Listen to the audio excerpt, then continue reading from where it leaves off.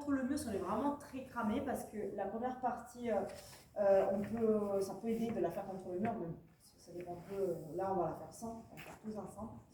Et ça prend vraiment peu de temps, et on peut la faire aussi après de longues marches, quand on a chaud, quand on a mal aux jambes, quand on a les jambes un peu enflammées ou autre. Fin de journée, début de journée. Allez, c'est parti. On commence les jambes tendues. Alors, mets le téléphone, comme ça tu le fais en même temps. Tu ne peux pas poser le téléphone? Je sais pas Sinon, si. tu ne peux pas le faire.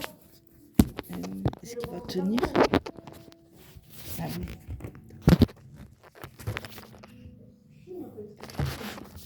Oui, je regarde que tu sois bien. Oui, c'est bon. Donc, on garde les jambes suspendues, détendues. Les jambes ne sont pas tendues, d'accord? Pas tendues comme ça, pas engagées. De là, on va commencer par tapoter l'intérieur des cuisses.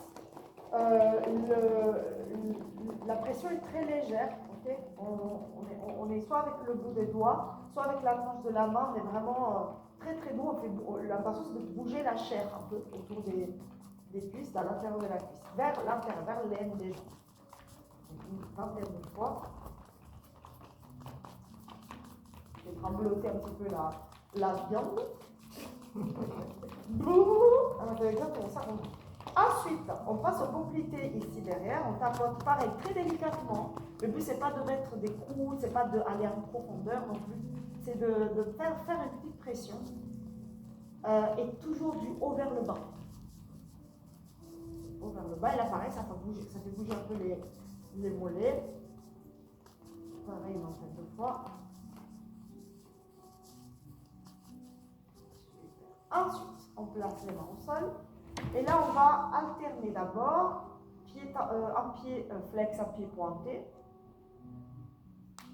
Plusieurs fois, à différents rythmes. On peut commencer lentement, aller un petit peu plus vite après. Et après, les deux en même temps. Une fois.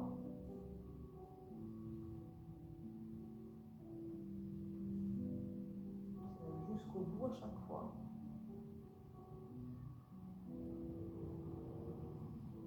Et ensuite, on fait des cercles avec les orteils, comme si on voulait dessiner des circonférences avec les deux pieds.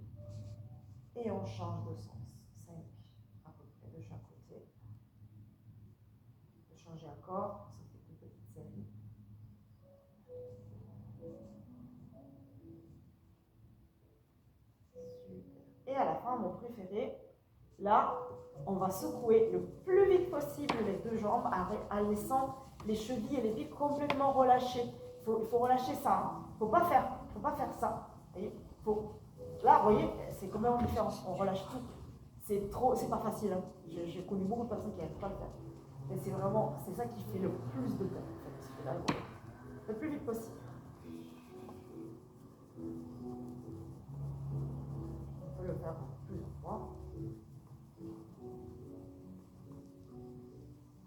Et voilà, et on relâche. Là, on va se remettre debout assez rapidement. Alors, pas trop, pour ne pas avoir la tête du tout. Mais l'idée, c'est de ne pas se lever trop tard pour profiter de cette légèreté qu'on a gagnée.